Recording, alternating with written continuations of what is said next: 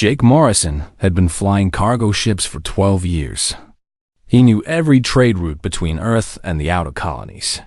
He knew which stations had the best food and which ones would cheat you on fuel prices. He knew how to fix an engine with nothing but tape and hope. But he did not know much about aliens. That was about to change. The Lone Wanderer dropped out of faster-than-light travel near Nexus Point, a massive space station that floated at the edge of known space.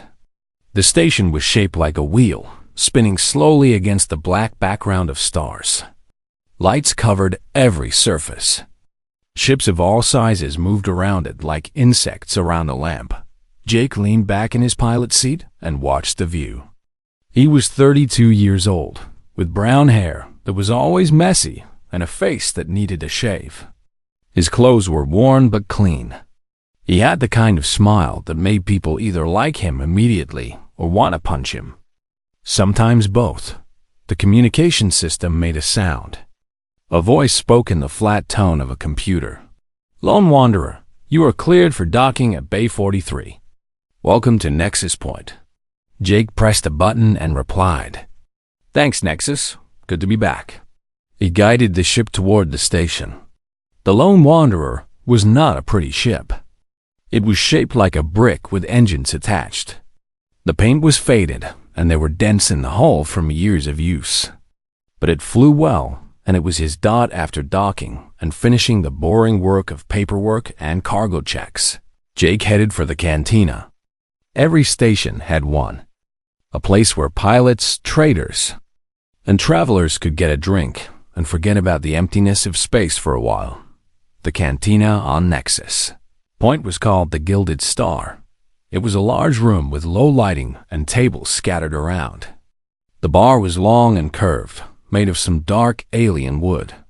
Behind it, bottles of drinks from 100 different worlds stood in rows. Jake walked in and looked around. The place was busy tonight. He saw humans at some tables, but most of the customers were aliens. There were Korthan traders with their gray skin and 4 arms. There were Milvari merchants, small and quick with big eyes. There were species he did not even recognize. And then he saw her. She sat alone at a table near the back. She was Velante. Jake had seen pictures of them but never met one in person. They looked almost human, but not quite. Her skin was a soft blue color, like the sky on a clear morning. Her hair was silver and fell past her shoulders. Her eyes were the same silver, and they seemed to glow slightly in the dim light. But what really caught his attention were her legs. The Velante had legs that were different from humans. They had gentle ridges along them, and they moved with a grace that seemed impossible. Even sitting still, she looked like she could start dancing at any moment. Jake knew he should probably just get his drink and mind his own business. That would be the smart thing to do. But Jake had never been very good at doing the smart thing. He walked over to her table. As he got closer, he noticed she was wearing a simple gray dress that looked expensive. She had a glass of something purple in front of her. She watched him approach with those silver eyes, her face showing no expression. "Hi there," Jake said. "I hope I am not bothering you. I just had to come over and say that your legs are absolutely lovely." The cantina went quiet. Jake noticed that several aliens at nearby tables had stopped talking. A Korthan trader made a choking sound. A Milvari covered its eyes with its small hands. Jake suddenly felt like he had made a mistake. A big one. The Velante woman looked at him for a long moment. Her silver eyes studied his face. Jake felt like she was reading his entire life story just by looking at him. Then she smiled. It was a small smile, just a slight curve of her lips, but it changed her whole face. She went from cold and distant to warm and amused. "You are human," she said. Her voice was soft and musical. "Yes," Jake said. "Is that obvious?" "Very," she said. Only a human would say something like that to a Velante they have never met. Jake scratched the back of his head. "I am guessing I broke some kind of rule. Several, she said. Among my people, speaking of someone's legs is either a grave insult or a declaration of deep interest. There is no middle ground. Jake felt his face getting warm. And which one did I do? That depends on your intention. She gestured to the empty seat across from her. Sit. I am curious about you. Jake sat down. Up close, she was even more beautiful.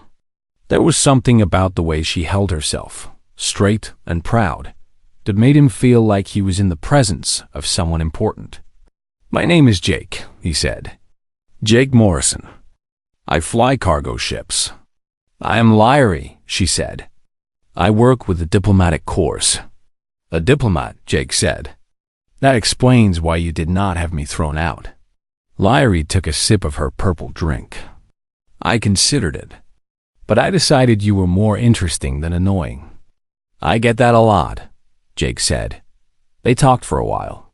Jake told her about his life flying between stars, the strange things he had seen, the places he had been. Lyrie listened with what seemed like genuine interest.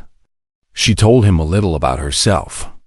She was an aide to a senior diplomat who was at the station for trade negotiations. She found the work boring but necessary.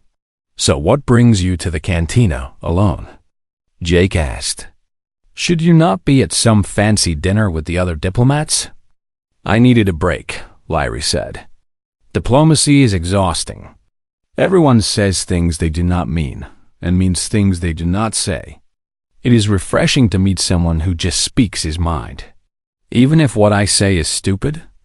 Especially then, she said. It is honest. My people value honesty, even when it is awkward. Jake laughed. Well, I have plenty of awkward honesty to offer. Lyrie leaned forward slightly. Her silver eyes seemed to glow brighter. You said my legs were lovely. Do you know what that means to a Volanthe? I am starting to think it means something big. It does. Our legs are not just for walking. They contain nerve clusters that connect to our deeper abilities. To compliment them is to acknowledge the whole of what we are. She paused. If you think my legs are impressive, I have something even better. Would you care to witness it? Jake felt his heart beat faster. He was not sure what she meant, but he knew it was something significant. Before he could answer, a loud alarm started blaring throughout the cantina. Red lights flashed. The music stopped. People started standing up, looking around in confusion and fear. A voice came over the station speakers. Attention all personnel. Unknown fleet detected at the system's edge. All non-essential persons should return to their ships or proceed to shelter areas. This is not a drill. Lyrie's face changed. The warmth disappeared, replaced by something hard and focused. She stood up quickly, her movement smooth and fast. We need to leave, she said. Now, what is happening? Jake asked, standing as well. Something very bad, Lyrie said. She grabbed his hand. Her skin was cool and smooth. Come with me. I need your help. Jake had many questions, but the look in her eyes told him that now was not the time for questions. Now was the time to move. He let her lead him toward the back of the cantina, away from the crowd rushing toward the main exits. Whatever was coming, Jake had a feeling his life was about to get a lot more interesting, and possibly a lot shorter. Lyrie pulled Jake through a door at the back of the cantina. They entered a narrow corridor that smelled like cleaning chemicals and old metal. The alarm was quieter here, but Jake could still feel it vibrating through the walls. Where are we going? He asked. My ship, Lyrie said. She did not slow down. Her legs carried her forward with that strange grace he had noticed before. It is docked in Bay 17. Your ship? What about the station's defenses? Should we not let them handle whatever is out there? Lyrie stopped and turned to face him. In the dim light of the corridor, her silver eyes seemed to burn. The station cannot handle what is coming, she said. No one can. Not without help. What do you mean? What is out there? Lyrie looked at him for a long moment. Jake could see her thinking, deciding how much to tell him. Finally, she spoke. What I am about to tell you is a secret my people have kept for thousands of years. Very few outside the Volanthi know the truth. If I tell you, you will be in danger. Not just from what is attacking the station, but from others who would want this knowledge. Jake swallowed. That sounds bad. It is.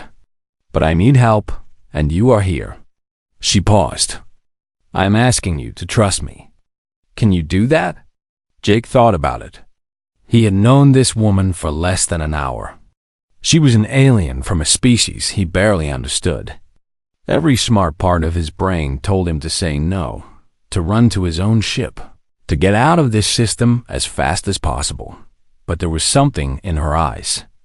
Something desperate and real. She was not playing games. She was genuinely afraid, and she was asking for his help. Yeah, Jake said. I can do that. Lyrie nodded. Then follow me. I will explain on the way.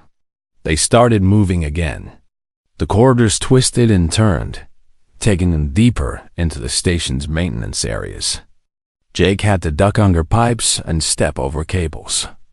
Lyrie moved through it all like she had memorized the path. My people have an ability, Lyrie said as they walked. We can interface directly with technology. Machines, computers, ships. We can connect our minds to them and control them. Like telepathy? Similar, but not the same.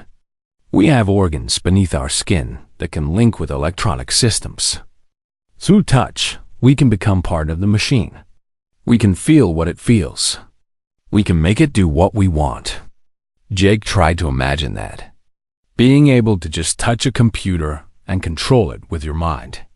It sounded incredible. That is amazing, he said. Why is it a secret? Lyrie's face darkened. Because others want that ability for themselves. There are species in this galaxy that would capture us, study us, take us apart to learn how we work. Some have tried. That is horrible. It is reality, Lyrie said. The Volanthi learned long ago that our greatest gift was also our greatest weakness. So we hid it. We told the galaxy that we were just another species with nothing special to offer. We pretended to be ordinary. They reached a heavy door. Lyrie placed her hand on a panel next to it. For a moment, her skin seemed to glow faintly. Then the door slid open. You just did it, Jake said. The interface thing. Yes, small uses like this are safe. But what I need to do to escape will require much more. They stepped through the door into a long docking corridor. Through the windows, Jake could see ships of various sizes attached to the station. Most of them were dark, their owners probably hiding in shelter areas. Why do you need me? Jake asked. If you can control machines with your mind, can you not just fly your own ship? Lyrie slowed her pace. They were close to Bay 17 now. Jake could see a sleek silver ship ahead, smaller than his cargo hauler, but much more elegant. When I interface deeply with a ship, I become part of it, Lyrie explained.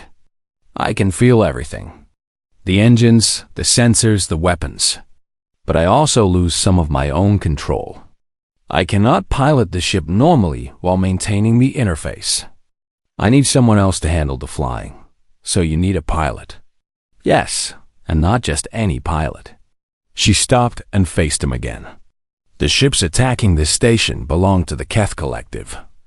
Do you know them? Jake searched his memory. The name sounded familiar. Are they the hive mind species? The ones that absorb other races? Yes, the Keth share one mind between millions of bodies. They think as one. They act as one. They are perfectly logical and perfectly coordinated. And they are here? Why? Lyrie's voice became quiet. They have been hunting my people for centuries. Our ability to interface with technology makes us valuable to them. If they absorb a Volanthi, They gain that ability for their entire collective. Jake felt cold. They want to absorb you. They want to absorb all of us. But I am here, alone, away from my fleet. She looked toward her ship. I have technology on my ship that can help fight them. But I need to escape first, and I need a pilot who can fly in ways the Keth will not expect. And you think I can do that? Lyrie almost smiled. You walked up to a stranger in a bar and complimented her legs in front of a room full of armed aliens. Either you are very brave or very stupid. Right now, I need both. Jake laughed despite the fear growing in his stomach. My mother always said I was a little of each. They reached Bay 17. Lyrie placed her hand on the access panel, and the door slid open. Inside, Jake got his first good look at her ship. It was beautiful. The hull was a soft silver that seemed to shift colors slightly as he looked at it. The shape was smooth and curved, with no sharp edges anywhere. It looked less like a machine and more like a living thing. This is the Whisper, Lyrie said. There was pride in her voice. She's one of the fastest ships in the Volante fleet. She is gorgeous, Jake said. They hurried up the ramp into the ship. The inside was just as impressive as the outside. The walls were smooth and covered in soft light. There were no visible controls, no buttons or screens that Jake could see. Where's the cockpit? He asked. Lyrie led him to the front of the ship. There were 2 seats, but the area in front of them was just a blank wall. When I interface with the ship, the controls will appear, Lyrie explained. They will respond to your touch. Think of it as the ship reading your intentions and translating them into action. So I just have to think about what I want and the ship will do it. Not quite. You still need to use the controls. But the ship will help you. It will be more responsive than any human craft you have flown. Jake sat in the pilot's seat. It adjusted automatically to fit him perfectly. He had to admit, this was impressive. Lyrie moved to the other seat but did not sit. Instead, she placed her hands against the wall beside her. I am going to begin the interface now, she said. Once I do, I will be able to cloak us from the Keth sensors. But I will not be able to communicate normally. The ship will relay my words to you. Okay, Jake said. What do I do? Get us out of this station. Avoid the Keth fighters. Keep us alive. She paused. And Jake? Yeah. Thank you. For trusting me. Before Jake could respond, Lyrie closed her eyes. Her skin began to glow, softly at first, then brighter. The glow spread from her hands into the walls of the ship. Suddenly, the blank wall in front of Jake came alive with lights and displays. He could see the station outside, the other ships, and beyond them. The darkness of space, and in that darkness, moving closer, hundreds of angular black ships. The Keth collective. A voice filled the cockpit. It was Lyrie's voice, but it seemed to come from everywhere at once. I am ready. The cloak is active. They cannot see us. Jake grabbed the controls that had appeared in front of him. They felt warm under his hands, almost alive. Then let us get out of here, he said. He pushed forward, and the Whisper shot out of the docking bay and into the chaos outside. The Whisper moved through space like a ghost. Jake had never flown anything so smooth. Every touch of the controls felt like the ship was reading his mind and responding before he even finished the thought. It was incredible and terrifying at the same time. Outside, chaos ruled. Keth fighters swarmed around Nexus Point like angry insects. They were black and angular, shaped like triangles with sharp edges. They moved in perfect formation, dozens of them acting as one. Jake watched them through the display. They were attacking the station's defenses. Explosions bloomed in the darkness. Shields flickered. The station was fighting back, but the Keth had numbers on their side. They cannot see us, right? Jake asked. Lyrie's voice came from the walls around him. It was strange to hear her speak this way, like the ship itself was talking. The cloak is holding, but if we get too close to their scanning beams, they will detect the distortion. We need to move carefully. Jake adjusted course, taking them around a cluster of debris from a destroyed defender ship. A Keth fighter passed so close he could see the details of its hull. His heart pounded, but the fighter kept going. It had not seen them. Where are we going? Jake asked. If we can get far enough from the station, we can jump to faster than light and escape. No, Lyrie said. We cannot leave. What? Why not? There are thousands of people on that station. If the Keth take it, they will absorb everyone they can. The rest they will kill. Jake felt sick. He had not thought about that. He had been so focused on survival that he forgot about everyone else. What can we do? He asked.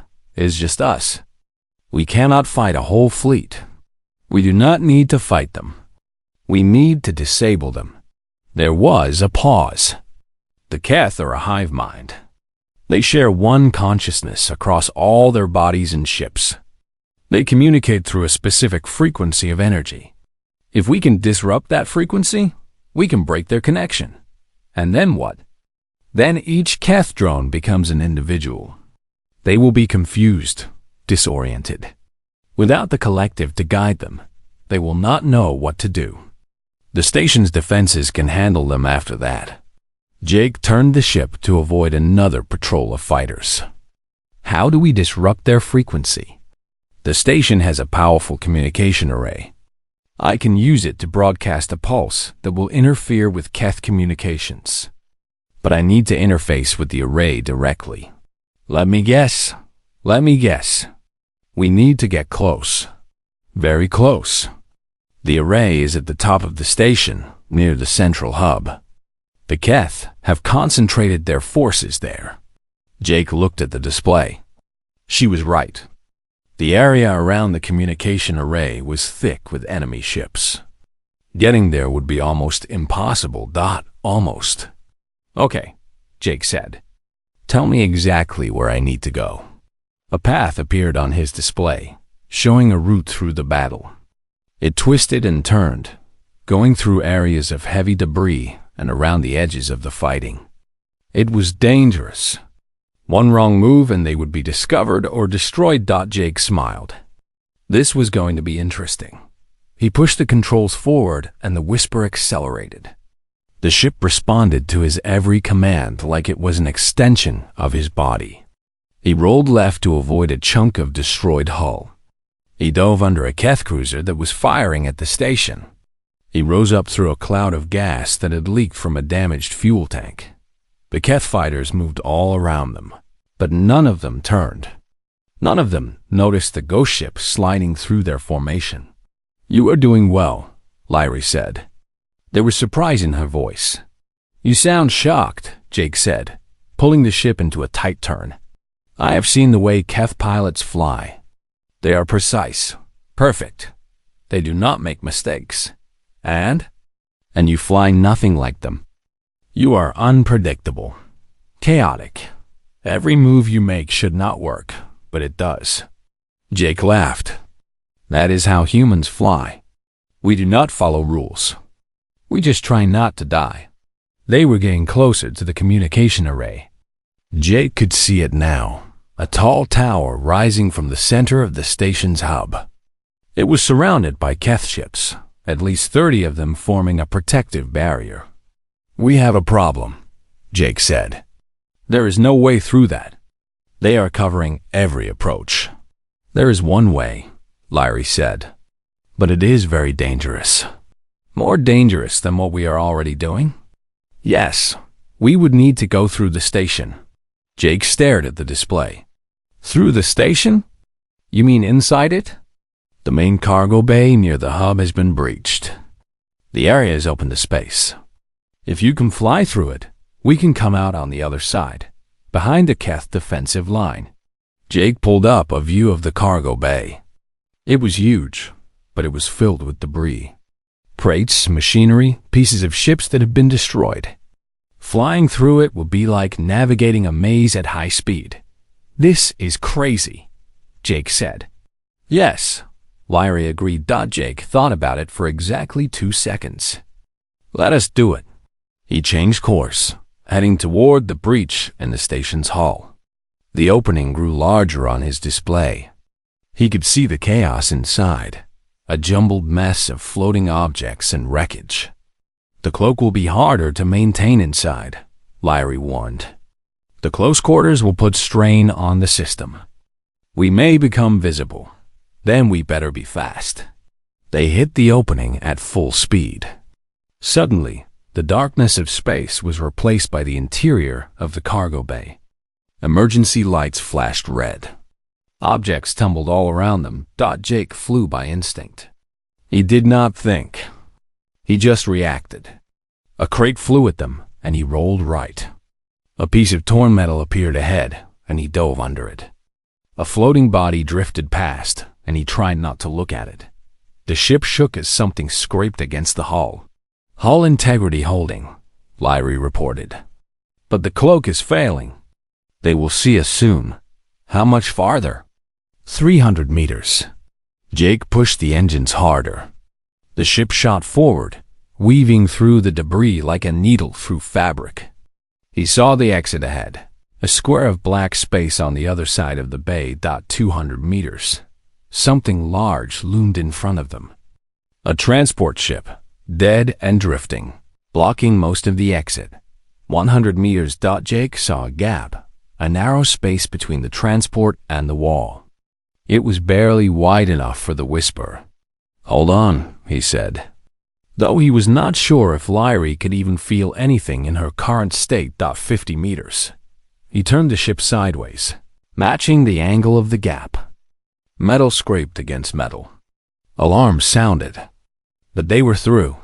They burst out of the cargo bay and into open space, directly behind the Keth defensive line. The communication array is ahead, Lyrie said. I need 30 seconds to interface with it. 30 seconds, Jake repeated.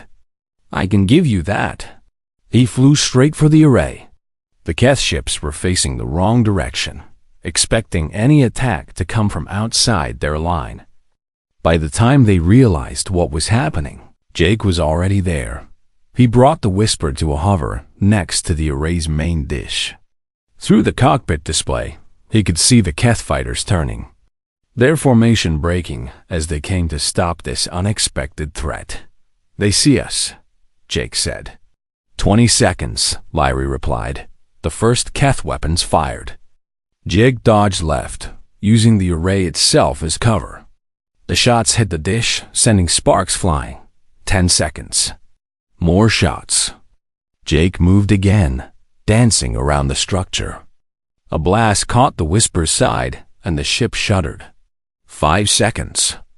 A Keth fighter was coming straight at them, weapons charging for a killing shot. Now, Lyrie said.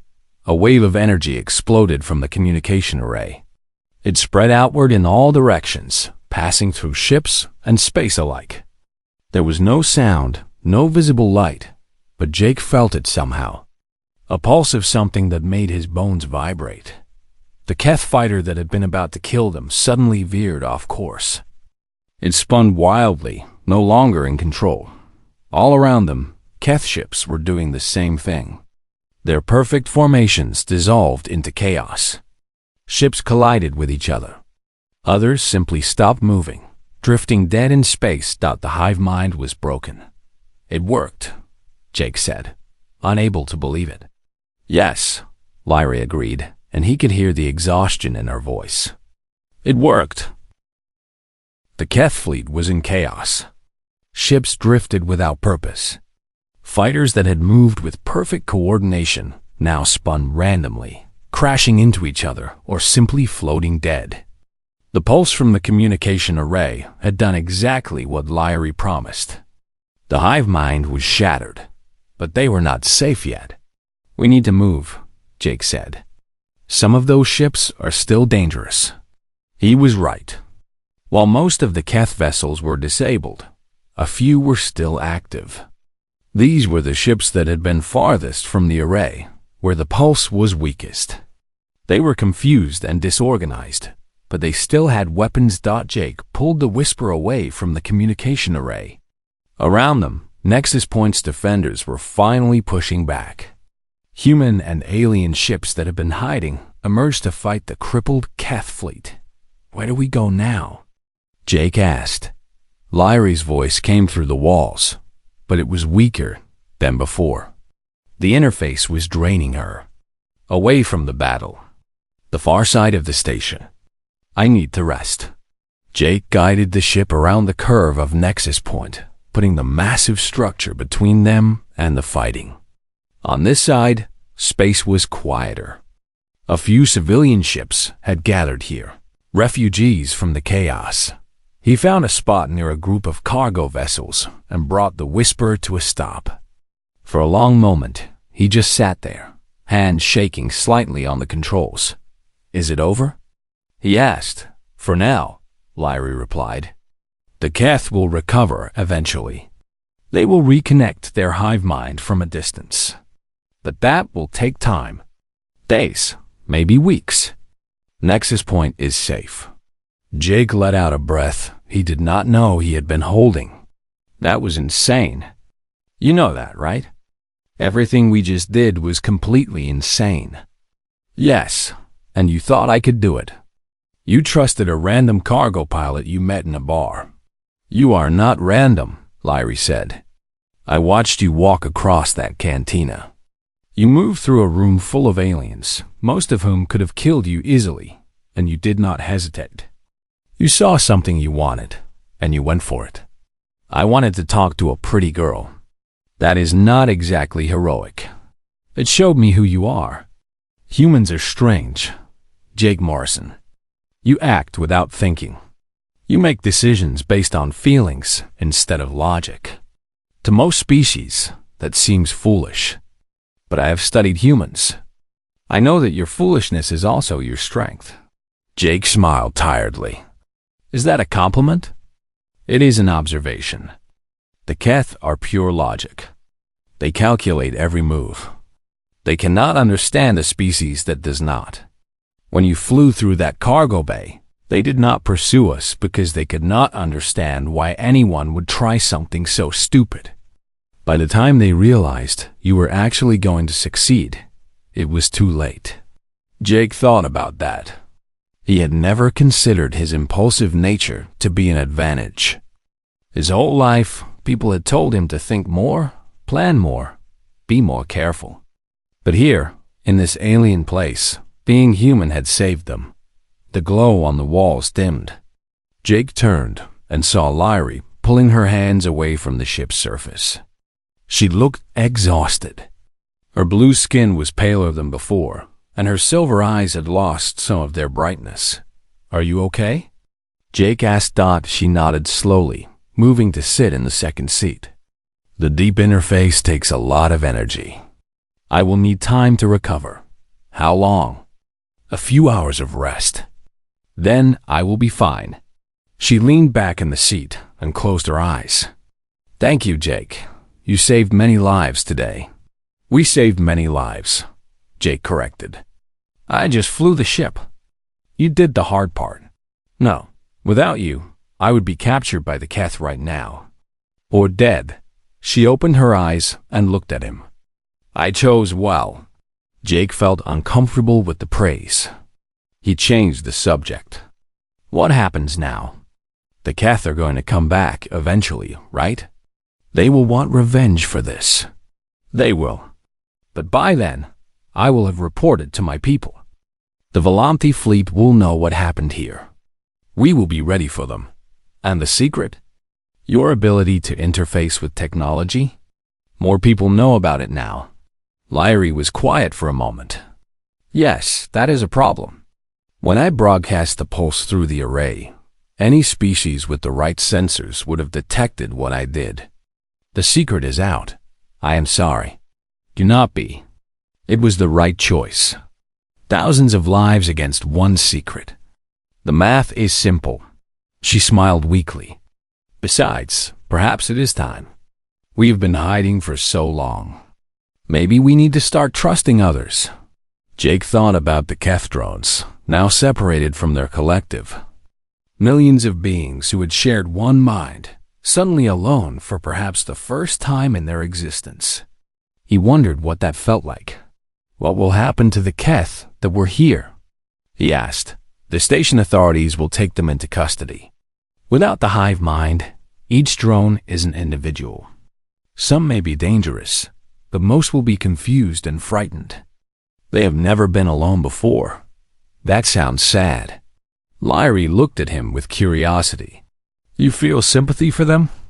They came here to kill and absorb everyone they could. I know, but it is not really their fault, is it? They did not choose to be part of a hive mind. They were born into it. Jake shrugged. I do not know. Maybe I am being stupid again. No, Lyrie said softly. You are being human. That is different. She reached over and touched his hand. Her skin was cool and smooth. This is why I chose you. This is what makes your species special. Sympathy for the enemy? Compassion. Even for those who would hurt you. It is a rare thing in this galaxy. They sat in silence for a while, watching through the display as the battle wound down. The station's defenders had taken control. Keth ships were being disabled and captured. Medical vessels were moving to help the wounded. Jake's communication system beeped. Someone was trying to contact them. He answered, and a human face appeared on the display. A woman in a military uniform, probably from one of the station's security forces. Unknown vessel, this is Commander Laura Price of Nexus Point Security. Please identify yourself. Jake looked at Lyrie. She nodded. This is Jake Morrison, pilot of the vessel Whisper. I have a Volanti diplomat aboard.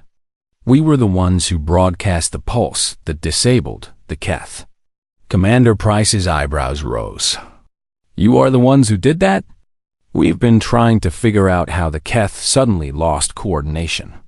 Half the council thinks it was divine intervention. Not divine, Jake said. Just a lot of luck and some very fast flying. I see. The commander studied him through the screen. Well, Mr. Morrison, there are a lot of people who want to thank you. And a lot of questions that need answers.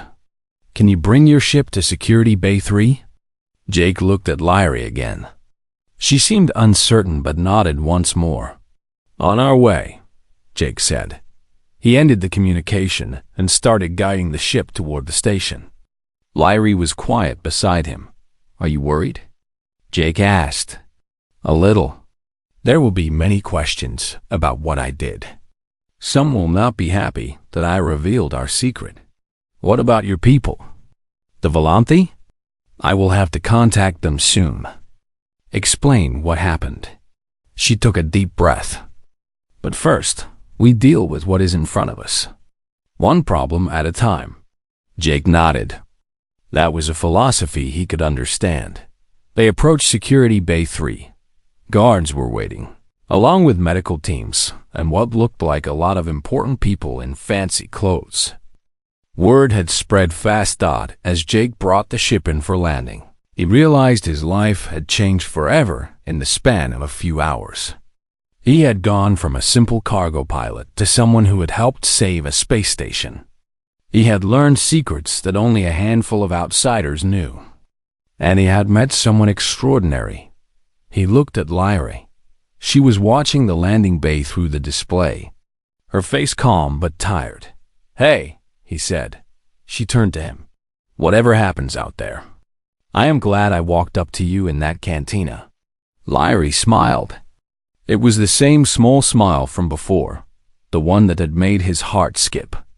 So am I, she said. The ship touched down, and together they walked out to face whatever came next. 3 days had passed since the battle at Nexus Point. The station was recovering. Damaged sections were being repaired. Memorial services had been held for those who died. Life was slowly returning to normal. Jake sat in the same cantina where everything had started. The Gilded Star had survived the attack with only minor damage. The owner, a four-armed Korthan named Vex, had reopened it the day after the battle. He said people needed a place to drink and forget.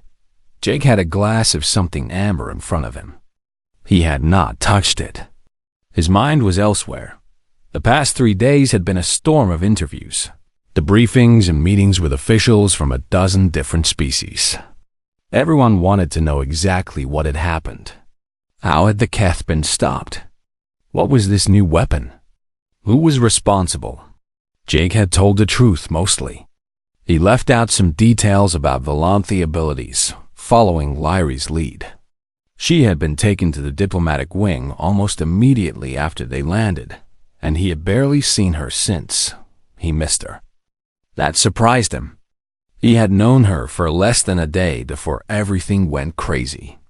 But there was something about her that stayed with him.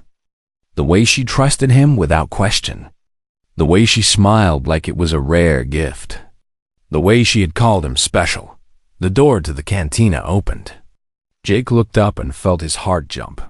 Lyri walked in.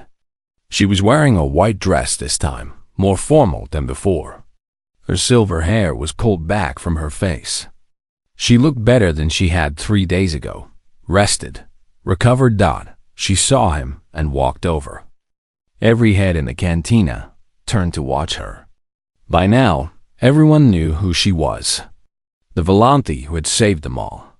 She sat down across from Jake, just like before. It felt like fate coming full circle.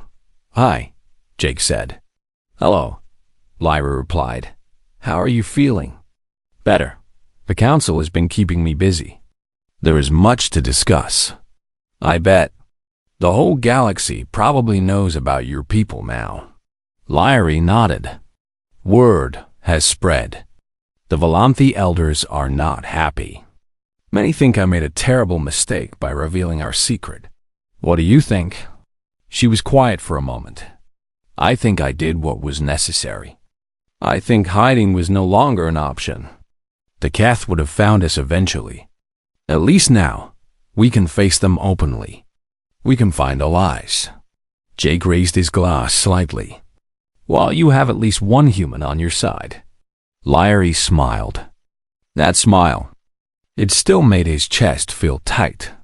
"That is actually why I am here," she said. "I have news. Good news or bad news?" "Good, I think. You decide." She leaned forward, her silver eyes bright. "The Volanthe Council has made a decision. They are forming a new team. A joint operations group that will combine Volanthe abilities with pilots from other species. The idea is to create a force that can respond to threats like the Keth quickly and effectively." Jake nodded slowly. "That sounds smart. They want humans. Specifically, they want pilots who can think in ways the Keth cannot predict. Pilots who fly by instinct instead of calculation." Jake felt a tingling in his stomach. And I recommended you. I told him about what you did. How you flew the Whisper through situations that should have been impossible. How you kept us alive when logic said we should have died." She paused. "They want to offer you a position." Jake stared at her. He had not expected this.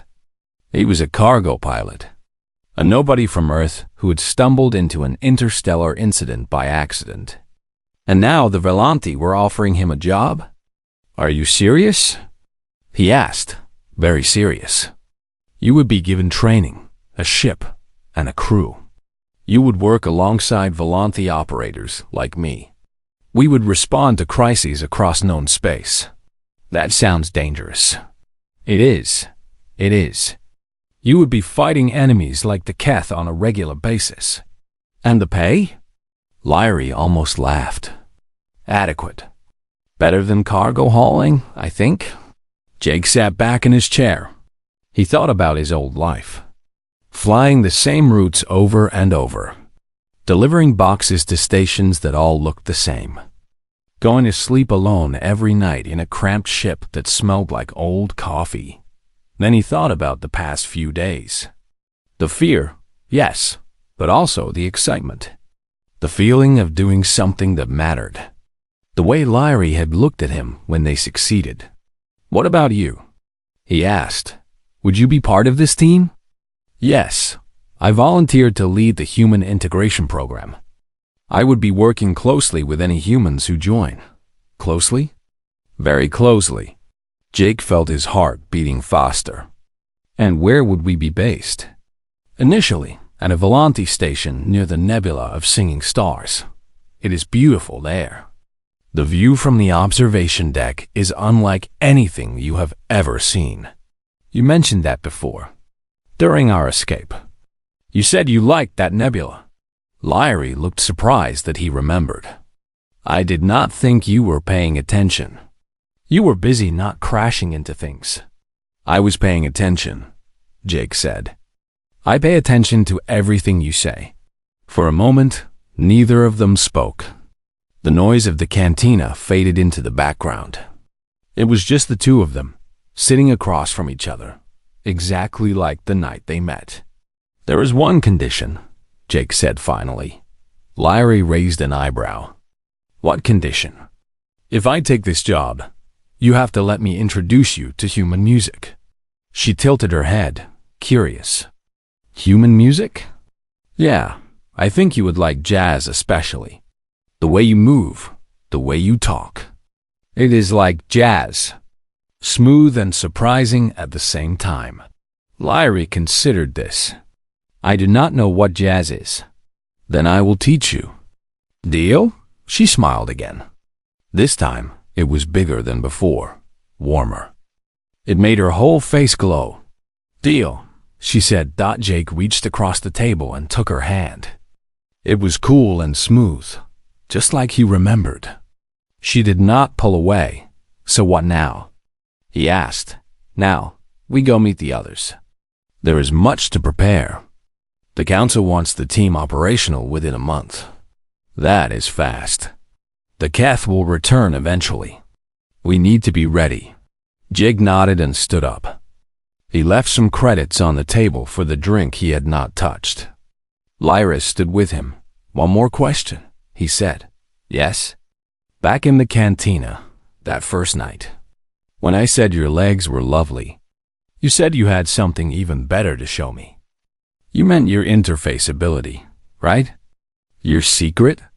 Lyrie moved closer to him, close enough that he could feel the coolness of her skin. "That is what I meant at the time," she said quietly. "But now, I think there are many things I would like to show you." Jake's heart was pounding. "Like what?" "Like the nebula of singing stars. Like the worlds the Volanti call home. Like what it feels like to fly through space, connected to a ship that responds to your every thought." She looked up at him with those silver eyes.